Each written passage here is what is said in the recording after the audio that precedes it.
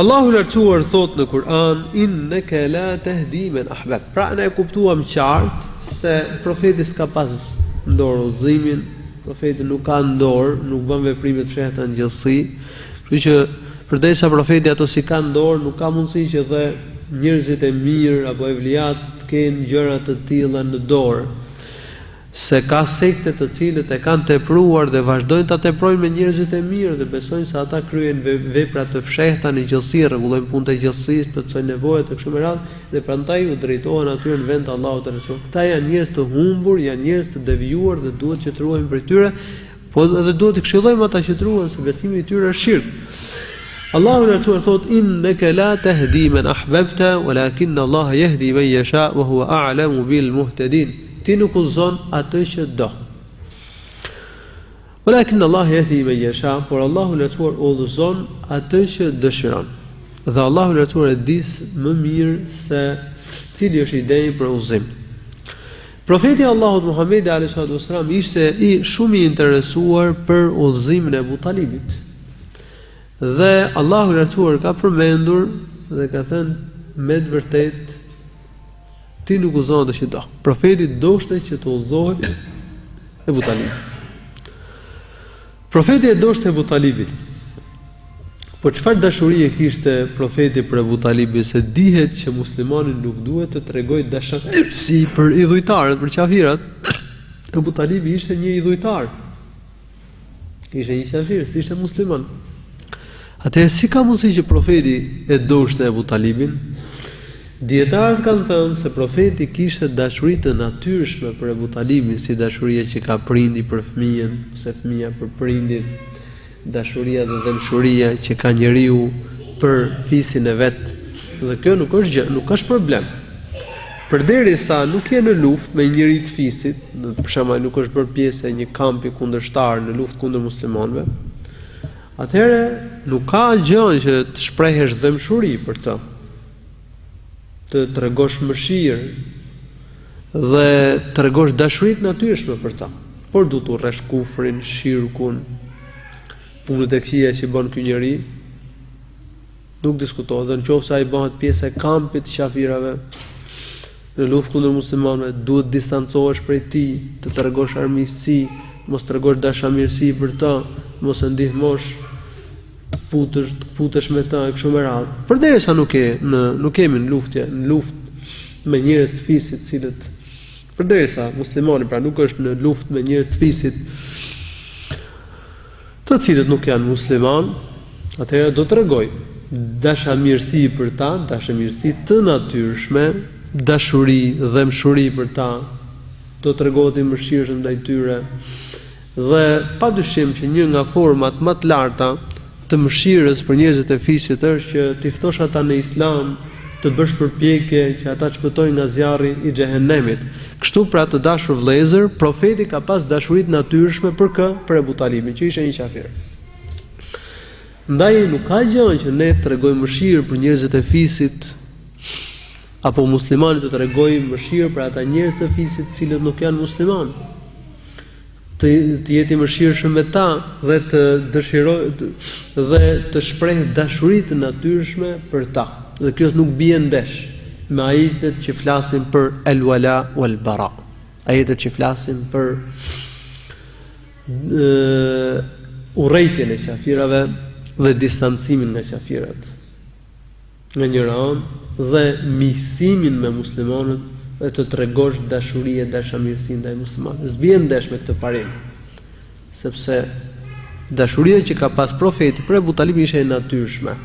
Ndërsa ndaj idhujtarëve, nuk dashuria ndaj idhujtarëve është dashuri për ta, për fenë e tyre, për zakonet e traditat e fesë tyre e kështu me radhë. Kështu që ne i urrejmë idhujtarët, urrejmë fenë e tyre dhe distancohemi prej tyre. Në të njëjtën kohë mund të tregojmë dashuri për njerëzit e fisit me të cilët dashuri natyrshme, jo për fenë e tyre, jo për punët e tyre, po thjesht dashuri natyrshme, mëshirë për shkak lidhjes së gjakut, përderisa ne me njerëzit e fisit nuk jemi në marrëdhënie lufte. Është fjala pra për ata muslimanë të cilët kanë njerëz të fisit që i kanë qafira, se nuk është e thënë që çdo musliman të ketë njerëz të fisit qafira. Për shembull, unë alhamdulillah se kam njerëz të fisit qafira, por a mund të ketë muslimanë të cilët njerëzit e fisit i kanë qafira, apo disa prej tyre. Në këto kushte mund të rregoj dashurinë natyrshme për ta, përderisa nuk është marrëdhënie lufte. Pra këtë çështje nuk duhet që ta keq kuptojmë. Innaka la tahdi man ahbab. Allahu lartuar thotë ti nuk uzon atë që do. Walakin Allah yahdi man yasha. Por Allahu lartuar uzon atë që dëshiron. Profeti ishte i interesuar për udhëzimin e Abu Talibit. Por Allahu thotë ti nuk uzon atë që do. Udhëzimi i njerëzve nuk ishte në dorën e profetit. Udhëzimi i njerëzve në dorën e Allahut. Laysa alayka hudahum, walakin Allah yahdi man yasha. Po ashtu në ajet tjetër në Kur'an Allahu lartuar ka thënë nuk është në dorën tënde udhëzimi i njerëzve. Nuk është në dorën tënde udhëzimi i njerëzve, por Allahu lartuar udhëzon atë që dëshiron. Dhe Allahu e di më mirë, wa huwa a'lamu bil muhtadin. Allahu lartuar e di më mirë se kush janë njerëzit e denjë për udhëzim. Allahu lartuar edhe udhëzimin e jep me urtësi. Se udhëzimi janë dorë të Allahut dhe Allahu lartuar udhëzon atë që do. Por Allahu udhëzimin e jep me urtësi. Allahu e di se kush është falënderues për robërve të tij dhe cili nuk është falënderues. Dhe Allahu lartuar udhëzon ata që janë falënderues, ata që janë mirënjohës. I di zemrat e njerëzve Allahu. E di Allahu se kush është i denjë për udhëzim dhe kush nuk është i denjë për udhëzim. Është mirësi e madhe vëllezër që Allahu lartuar na ka udhëzuar në Islam, na ka përzgjedhur Allahu lartuar. Se udhëzimi në dorë të Allahut. Allahu na ka nderuar, ai na ka ngritur, ai na ka udhëzuar. Subhanahu wa ta'ala. Idhujtarët e Mekës për shembull thoshin për shokët e Profetit sallallahu alaihi wasallam, të cilët ishin kryesisht njerëz të dobët, të varfër, kishin dhe skllëvër për tyre, thoshin, a këta janë ata të cilët i ka zgjedhur Allahu dhe i ka nderuar, u ka bën mirësi dhe i ka ngritur mbi ne? Domethënë thoshin, si ka mundësi, ne jemi paria e Mekës, këta të bëhen më të mirë se ne, dhe të kenë pozitë më të lartë ke Zoti se sa ne. Zbriti ajeti i Kuranit, wa kadhalika fatanna ba'dahum bi ba'd, kështu ne i vum në provë ata me njëri tjetrin, të pasurit me të varfërit, njerëz me pozitë, njerëz që nuk kishin pozitë, parin me të tjerët. Li yaqulu, që ata t'i thonë njëri tjetrit, apo që qafira dhe krenet e Mekës të thoshin për muslimanët, a këta janë ata të cilët Allahu ka bërë mirësi dhe i ka ngritur ndër ne?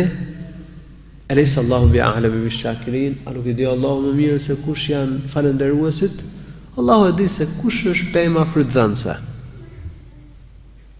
Dhe udhëzimin e ka dhënë në zemrat e frytëzënëse, zemra mirënjohëse, të sinqerta, në zemrat që i ka zgjedhur Allahu dhe jo në zemrat e rrënuara, të prishura, të cilat nuk janë të denja për udhëzim. Kështu që duhet ndjehemi krenar dhe ndjehemi mirësinë që na ka bërë Allahu, që na ka përzgjedhur, na ka bërë musliman mes gjithë këtyre njerëzve të cilët janë larg fesë Allahut dhe Resulit, na ka përzgjedhur Allahu, na ka nderuar, na ka bërë musliman. Njohim Zotin, njohim atributet e Tij, e njohim rrugën e Zotit, njohim profetin e Allahut, njohim librin e Zotit, adhurojmë Allahun, jemi në rrugën e xhenetit. Këto janë mirësi të cilat duhet ta bëjnë besimtarin krenar, për të cilat duhet falenderojmë Allahun subhanahu wa ta'ala. Në Sahihun e Buhariut dhe të Muslimit kemi një tregim të transmetuar nga Sa'id ibn al-Musayyab, e ky nga jati. Sa'id ibn al-Musayyab ose al-Musayyib ka dy variante me fjalë. Al-Musayyab ose al-Musayyib është njëri nga tabiinët e mëdhej, një nga fuqahat e mëdhej të ummetit, një nga transmetuesit.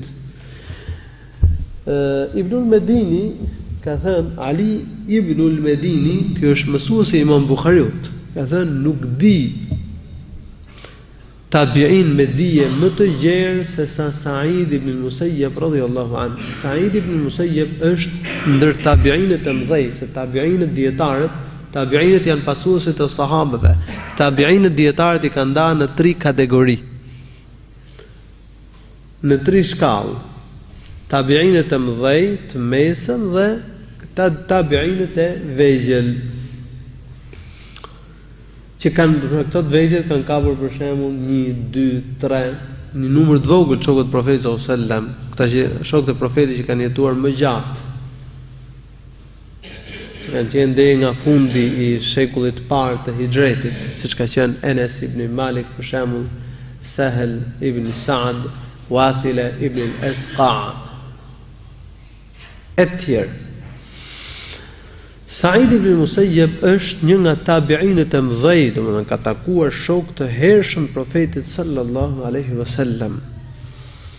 Është një nga fuqahat e mëdhej të ummetit. Babai I tij, al-Musayyab, është një nga shokët e profetit.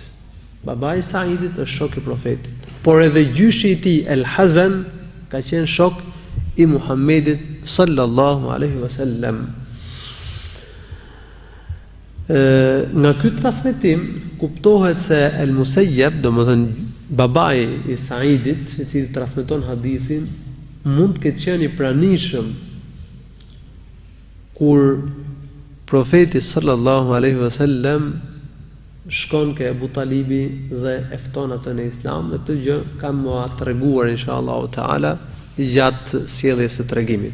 Atëherë Said ibn al-Musayyab radhiyallahu anhu ka sjell nga I ati me al-Musayyab, dhe me sa kuptohet babai I Saidit ka qenë I pranishëm kur I kanë ardhur momentet e vdekjes së Abu Talibit dhe kur profeti sallallahu alaihi wasallam e ka ftuar në Islam.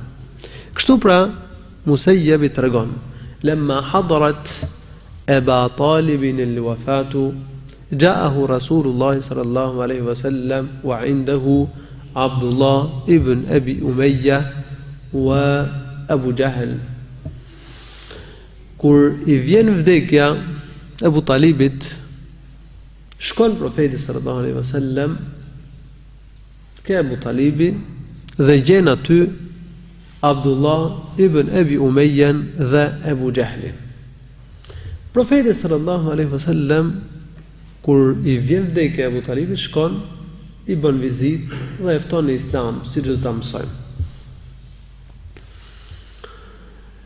Abu Talibit I erdhi vdekja, domethënë smundja e vdekjes, ishte në prag të vdekjes.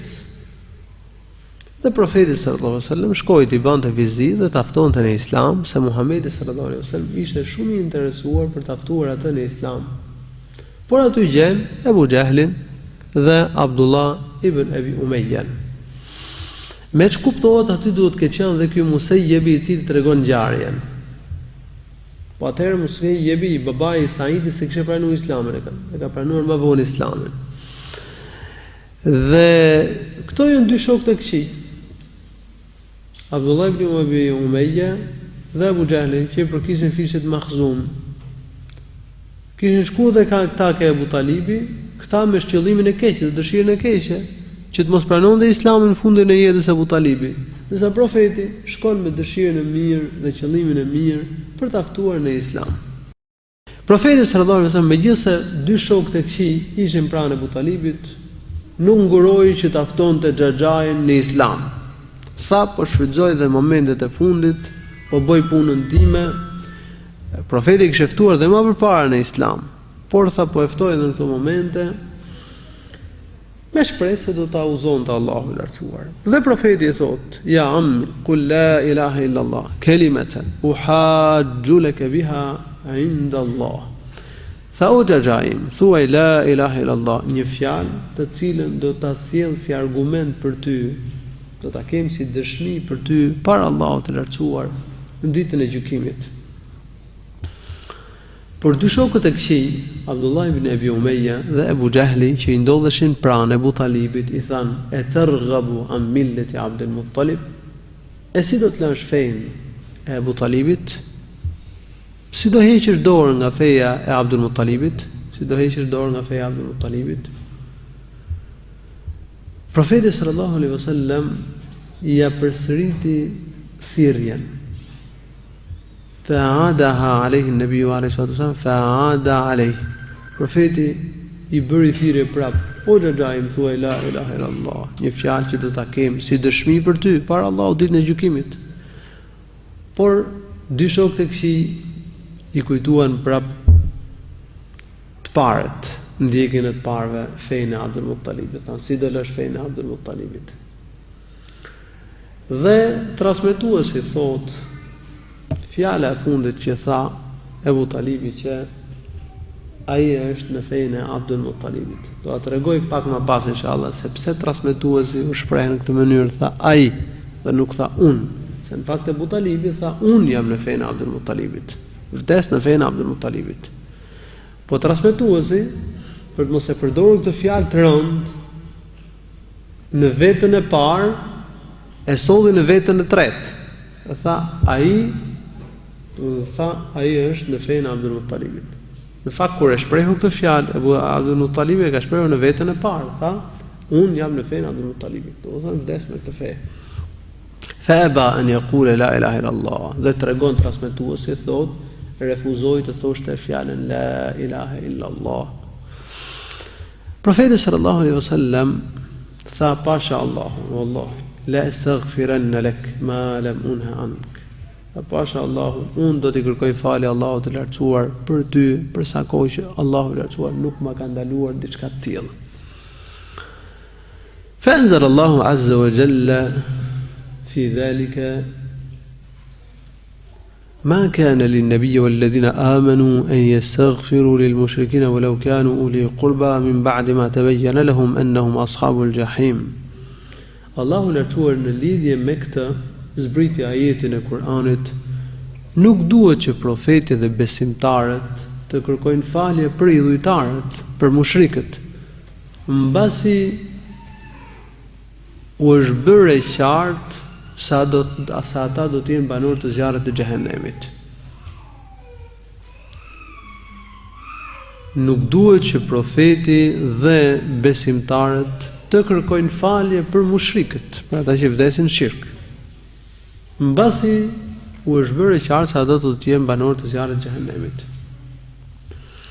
Dhe gjithashtu në lidhje me Abu Talibin zbriti dhe ajeti i Kur'anit innaka la tahdi man ahbabta walakin Allah yahdi man yasha. Ti nuk udhëzon atë që do, por Allahu i lartësuar udhëzon atë që dëshiron. Dhe Allahu i lartësuar e di më mirë se cili është idei për udhëzim. Atëherë profeti sallallahu alaihi wasallam shkon ke Abu Talibi dhe e ftoi në Islam. Hadithi tregon se bëjmë mirë të shkojmë dhe t'i bëjmë vizitë të smurmit kafir jo musliman dhe ta ftojmë në Islam. Profeti sallallahu alaihi wasallam mori vesh që Abu Talibi ishte smur dhe shkoi, i bëri vizitë, e kishte njëri të afërm dhe e ftoi në Islam sallallahu alaihi wasallam. Pavarësisht se ai nuk e pranoi Islamin, por profeti sallallahu alaihi wasallam bëri përpjekjen e tij. Kështu që pëlqehet, është e mirë që të shfrytëzojmë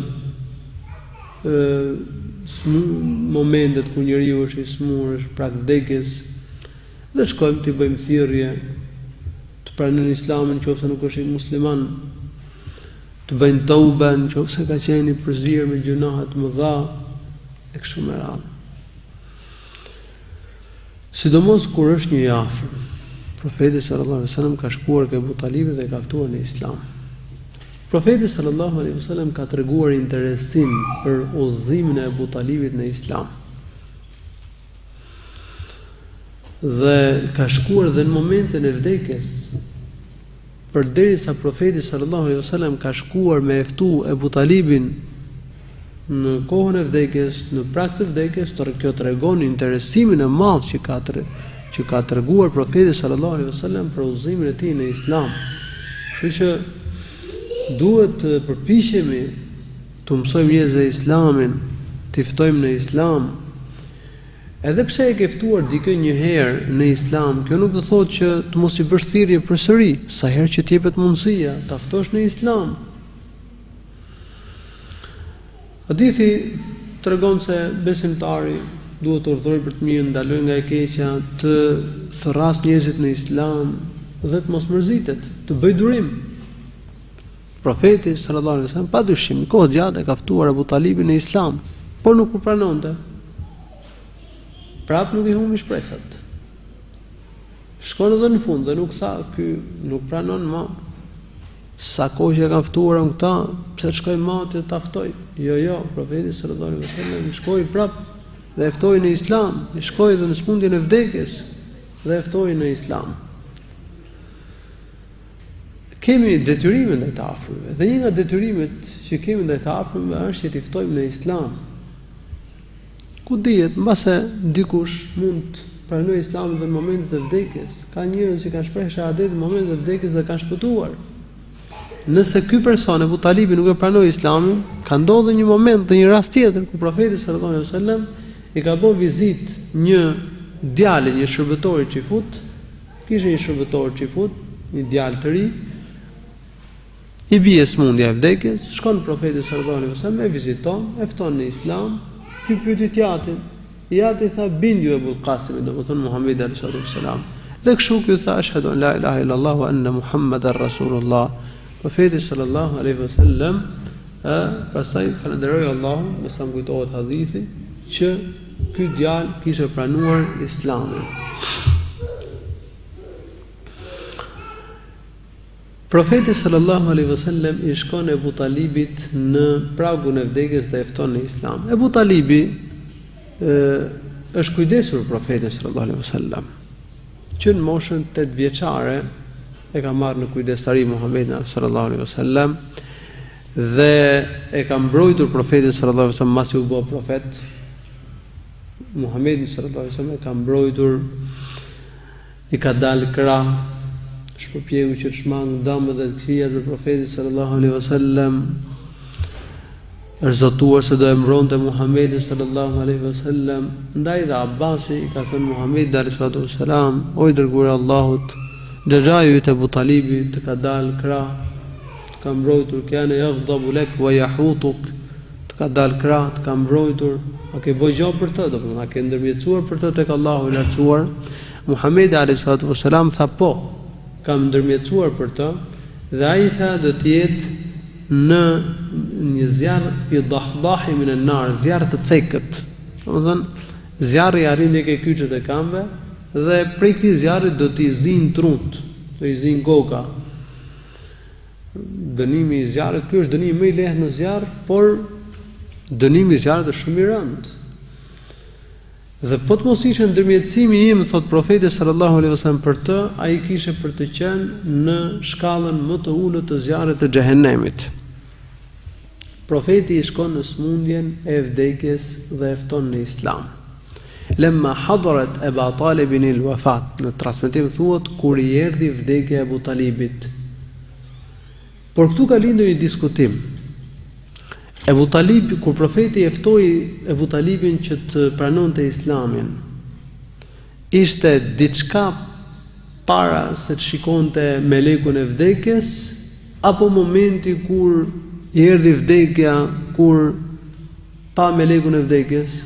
Dihet që kur njeriu i vjen vdekja, kur shikon melekun e vdekjes, nuk i pranohet më toubja, nuk i pranohet më Islami, sepse Allahu i lartësuar ka thënë në Kur'an: إنما التوبة على الله للذين يعملون السوء بجهالة ثم يتوبون من قريب فأولئك يتوب الله عليهم وكان الله عليما حكيما. Allahu lartësuar u pranon tauben atyre që bëjnë punë të këqija nga paditëria, domethënë duke mos e njohur madhërinë e Allahut të lartësuar, e pastaj pendohen së afërmi, domethënë kanë thënë dietarët, pendohen para se të arrijë shpirtin në gryk, para se të vi vdekja, para se të shohë melekun e vdekjes. Nëse njeriu i vjen vdekja, nëse i vjen shpirti në gryk, nëse shikon melekun e vdekjes, atëherë nuk i pranohet më toubja. Njeriu atëherë mund të thotë që janë penduar, por nuk i bën dobi më. Atëherë në gjendje ka qenë Abu Talibi kur e ka thirrë profeti sallallahu alaihi wasallam. Dietarët kanë dhënë dy mendime. Një mendim thotë ka qenë prag vdekjes, po jo kur ka pa melekun e vdekjes, domethënë diçka më përpara. Se dhe ka folur, dhe profeti sallallahu alaihi wasallam i kanë dëgjuar fjalët e tij, kështu që kur thotë kur erdhi vdekja, domethënë kur ishte në prag vdekjes. Kishte shenjat e vdekjes, shenjat që prej kësaj smundje do vdiste, por nuk ose i kisha arritur shpirtin në gryk dhe po shikonte melekun e vdekjes. Ky është mendimi i parë. Dhe në fakt, kushdo që pranon Islamin e bën tobe në këtë moment, Allahu i Lartësuar ja pranon, sepse ende nuk i ka rritur shpirtin ngryk. Ende nuk ka ardhur meleku i vdekjes me ja marr shpirtin. Mendimi i dytë është se Ebu Talibi i kishte ardhur vdekja dhe kishte pa melekun e vdekjes. Në këtë moment profeti i bën thirrje të pranojnë Islamin. Dhe kanë thënë, ky ka qenë i përjashtim për profetin, që po sikur Ebu Talibi thoshte la ilaha illallah Muhammedur Rasulullah, Allahu do ja pranonte Islamin. Mirë po, në fakt Ebu Talibi refuzoi dhe nuk tha la ilaha illallah Muhammedur Rasulullah. Ky është mendimi i dytë. Kanë thënë pra kjo është diçka e veçantë për profetin sallallahu alaihi wasallam, ashtu sikur se ndërmjetësimi që profeti sallallahu alaihi wasallam ka bërë për Ebu Talibin është diçka e veçantë, sepse nuk bëhet ndërmjetësim për idhujtarët dhe nuk u lehtësohet dënimi i idhujtarëve. Përjashtim bën vetëm rasti i Ebu Talibit, për cilin bën ndërmjetësim Muhamedi sallallahu alaihi wasallam, jo që dal nga zjarri, po thjesht për t'u lehtësuar dënimin, siç përmend në hadithin që e solli edhe pak më përpara. Gjithsesi, mendimi i parë është më i saktë. Në konteksti mësohet se Abu Talibi ka qenë prak vdekjes dhe se ka pa melekun e vdekjes. Dhe profeti i bëri thirrjes, atëherë mund të pranohet tobja e njeriut. Mund të pranohet Islami. I tha, o xhaxhaim, thuaj la ilaha illallah, një fjalë që do ta kemi si argument për ty tek Allahu i Lartësuar në ditën e gjykimit. Profeti sallallahu alaihi wasallam i tha, o xhaxhaim, thuaj la ilaha illallah. Domethënë kërkoi për ti që thoshte shahadetin la ilaha illallah Muhammedur Rasulullah me bindje, me vetdije mbi kuptimin e tij. Se nëse njeriu thot fjalën la ilaha illallah Muhammedur Rasulullah me bindje, me vetdije, me dashuri edhe në shtrim, duke heqë dorën nga shirku, i bën dobi ditën e gjykimit. E nëse njeriu e thot të fjalë, por pa e ditur se duhet të adhurojë një Zot, se kuptimi i saj është që më adhuroj një Zot, mos më adhuroj diçka tjetër veç Allahut, pa e ditur se çfarë është profeti Muhammed alayhi wasallam, nuk i bën dobi. Duhet që njeriu ta di kuptimin e saj. Dy shokët që kishe pranë Ebu Talibi, Abu Jahli dhe Abdullah ibn Abi Umayya e kuptonin fjalën la ilaha illallah. Dhe Ebu Talibi e kuptonte që la ilaha illallah do të thotë nuk ka të adhuruar me të drejtë përveç Allahut. Askush se meriton adhurim përveç Allahut. Dhe thuash la ilaha illallah do thotë braktisësh fenë e kot, të hysh në Islam e të lësh shirkun. Prandaj ata ty dy i thonin do lësh fenë e Abdul Muttalibit, dhe ai tha në fund vdes në fenë e Abdul Muttalibit. Ka njerëz të cilët nuk e njohin, ka muslimon që nuk e njohin kuptimin e drejtë dhe të saktë të fjalës la ilaha illallah. Madje ka edhe të tillë që pretendojnë se janë të ditur, se kanë dituri. Dhe kur shpjegojnë fjalën la ilaha illallah, thonë nuk ka krijues tjetër veç Allahut. Të dëshmosh se nuk ka, të dëshmosh la ilaha illallah sipas tyre, të pohosh të fjalë, do të thotë ta pranosh se krijuesi i gjithësisë është Allahu, se sunduesi është Allahu, se i fuqishëm për të vepruar në gjithësi është vetëm Allahu. Kjo nuk mjafton. La ilaha illallah do të thotë nuk ka të adhuruar tjetër me të drejtë veç Allahut. Askush nuk e meriton adhurim përveç Allahut. Domethënë të pranosh se ibadetet i meriton Allahu dhe askush tjetër veç tij. Ka gjë sa pranojnë apo pohojnë disa një pjesë atyre të ashtu quajturve dietar në botën islame se nuk ka krijues tjetër veç Allahut. E pranonin edhe idhujtarët, po ti pyesë ata, kush ka krijuar qiejtë dhe tokën, ata do të thoshin i ka krijuar Allahu. Wa la in sa'altahum man khalaqa as-samawati wal arda la yaquluna Allah. Po ti pyesësh ata, kush ka krijuar qiejtë dhe tokën, thot Allahu në Kur'an, ata do të thonë që i ka krijuar Allahu subhanahu wa ta'ala. Kështu që Ebu Jahli ka kuptuar më mirë fjalën la ilaha illallah se sa disa prej të ashtu quajturve dietar mes muslimanëve. Edhe pse për shembull ka për këtyre dietarëve që apo pseudo dietarëve që nuk i bën shirk Zotit, Dhe ka për tyre që i bëjnë shok Allahut dhe në adhurim Allahun e ruajt. Por Ebu Xehli ka kuptuar më mirë se ata, se Ebu Xehli e pranonte që ka një Zot dhe ka një krijues. Prap nuk thoshte la ilaha illallah. Dhe Abu Talibi e pranonte që Allahu është krijuesi i gjithësisë dhe sunduesi i gjithësisë, por nuk pranonte me thonë la ilaha illallah, sepse ata e dinin që thuash la ilaha illallah do thotë heqësh dorë nga adhurimi i tyrbeve, adhurimi i varreve, adhurimi i hyjnive të kota, adhurimi i idhujve. Do thotë të pranosh se adhurimin e meriton vetëm Allahu dhe askush tjetër përveç tij.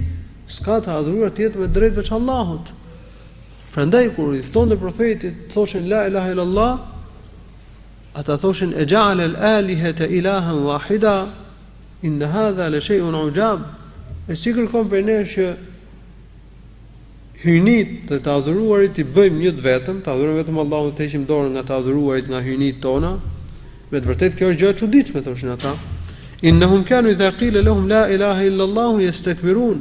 Kur u thuhej atyre nuk ka të adhuruar tjetër me të drejtë veç Allahut, ata tregoshin kryelart me ndjemëdhej. Nuk e pranonin pra diçka të tillë, është e çuditshme, por ka muslimanë të cilët nuk e njohin kuptimin e fjalës la ilaha illallah, ndërkohë që Abu Talibi dhe Abu Xehli ka ditë kuptimin e fjalës la ilaha illallah, por nuk ka pranuar që ta pohojë atë.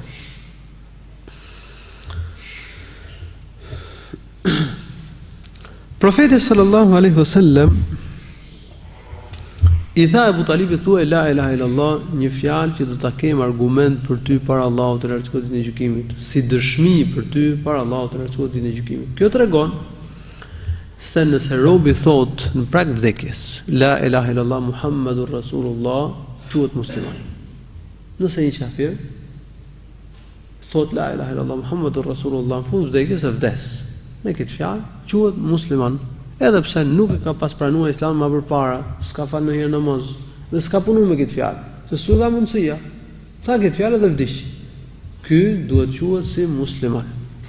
Ky hadith është dëshmi e qartë për këtë çështje. Dhe në fakt ka mjaft dëshmi për këtë, por ky është një prej argumenteve. Nëse dikush vdes me këtë fjalë, duhet me e pranu si musliman dhe mos vazhdoj njeriu me hamencimet se nuk dihet e ka thonë me zemër apo jo, e ka kuptuar mirë këtë fjalë apo jo, po t'jetonte do hiqte dorë prej shirkut apo jo, këto gjëra i di Allahu. Përderisa njeriu vdes me këtë fjalë në gojë, përderisa ka pas këtë si fjalë fundit, apo e kemi ngjuar duke thënë fjalë la ilaha illallah Muhammadur Rasulullah në fundin e vdekjes. Edhe nuk kemi ngjuar me mohu. E quajmë musliman. Dhe varrosen varrezat e muslimanëve, ka edhe dëshmi të tjera të cilat tregojnë për këtë.